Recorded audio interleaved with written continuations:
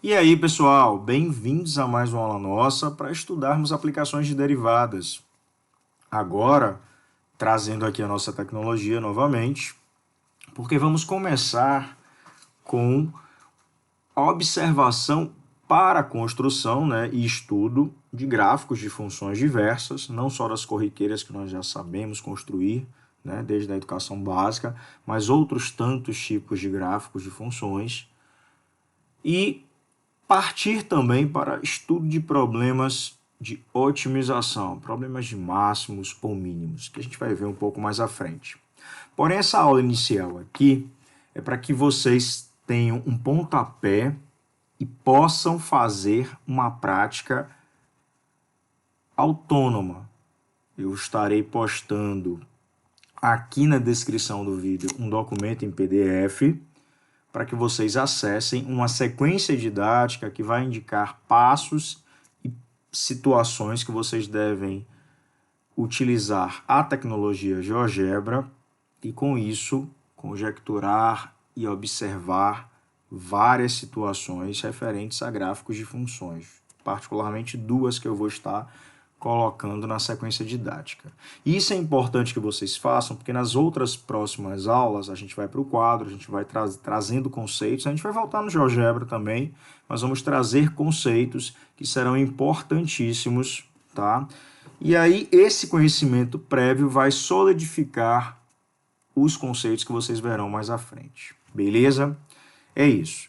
Para essa construção autônoma que vocês vão ter, vocês precisarão de alguns comandos aqui prévios, que são, considerando, por exemplo, uma função f de x igual a x ao cubo mais 3x ao quadrado, o que é que eu tenho? Um gráfico de uma função polinomial, tranquilo. Se eu considerar um ponto qualquer pertencente a essa função de coordenadas a e f de a, cria-se um controle deslizante, eu tenho um ponto que percorre o gráfico da função. Beleza. Eu vou considerar também o comando, na verdade, vou considerar o comando, porque eu não considerei nenhum comando, eu só tracei a função em um ponto. Eu vou considerar agora o comando tangente. Tangente de ponto e função. Vou escolher o ponto A que eu criei e a função f também que eu criei. Pronto. O que é que eu fiz? Considerei a tangente que passa a essa função passando pelo ponto A. E aí eu tenho várias tangentes aqui, porque eu tenho vários pontos A's. O que é que significa isso? A gente sabe que geometricamente o coeficiente angular dessa reta tangente no ponto representa o coeficiente angular da função nesse ponto. Representa a derivada da função nesse ponto. O coeficiente angular dessa reta tangente é igual à derivada no ponto.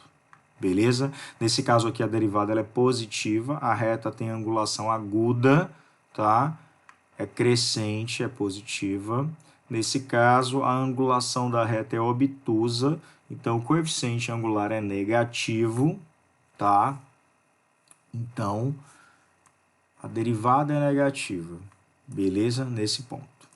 Enfim, consideremos agora um outro comando, que é o comando função, valor inicial, valor final. Eu considerarei uma função previamente dada, ou uma expressão, se eu não tiver plotado a função antes, e estabeleço um valor inicial de intervalo nessa função e um valor final. Vou pegar, por exemplo, o intervalo de -2 até 1 para a função f de x. O que é que eu obtenho? Um pedaço da função. Se eu esconder a função, eu tenho esse pedaço, que vai de -2 até 1, que é a mesma função, a expressão é a mesma, porém só foi construída nesse intervalo, tá? Ó. Aqui eu tenho os vários pontos nesse intervalo. Massa. Vou considerar também o gráfico, o comando derivada de função. Já vimos isso nas aulas de derivadas. Vou calcular a derivada da função f ou calcular a derivada da função h.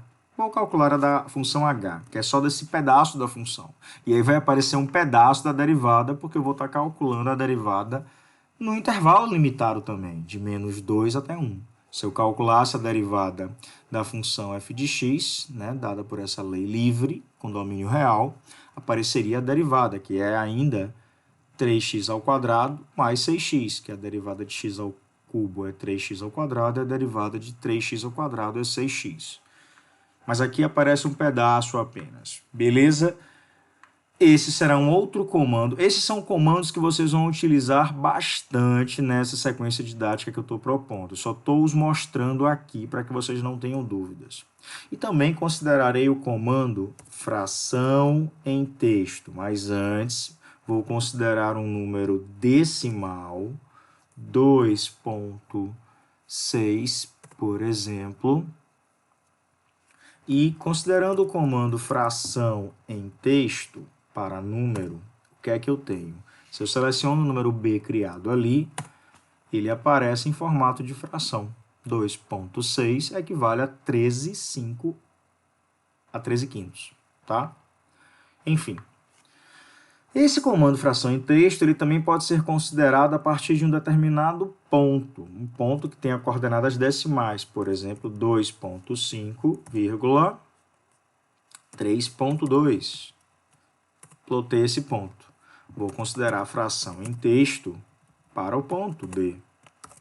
O que é que acontece? Aparece o ponto B, inclusive ele aqui. Eles estão destacados. Aqui é um número em texto, eu posso esconder daqui, né? Não exibir o objeto, para não aparecer aqui. Mas ele está aqui, tá? Eu transformei esse ponto em coordenadas fracionárias. Ele está em decimal e decimal exato, só que ele só vai fazer a leitura se o decimal for exato. Não é o caso desses pontos daqui, necessariamente. Ao mobilizar aqui, também vai ser importante para a atividade que vocês vão fazer, dar zooms. Vocês podem fazer isso com o scroll do mouse, né? Dando zoom aumentando ou simplesmente vindo aqui e clicando em ampliar. Que aí vocês conseguem ver peculiaridades e particularidades melhores nos gráficos da função, dando zoom, aumentando, tá? Para poder perceberem, beleza? Bom, basicamente é isso. O que é que eu proponho novamente? Que vocês acessem o link que eu pus de Drive para ir até um documento em PDF e, a partir dele, fazer práticas que estão indicadas lá na sequência didática com o GeoGebra para que possam compreender preliminarmente os conteúdos que veremos para essa etapa das aplicações de derivadas. Beleza? É isso. Curte, compartilha, se inscreve se não se inscreveu e na próxima aula a gente já volta lá no quadro. Valeu!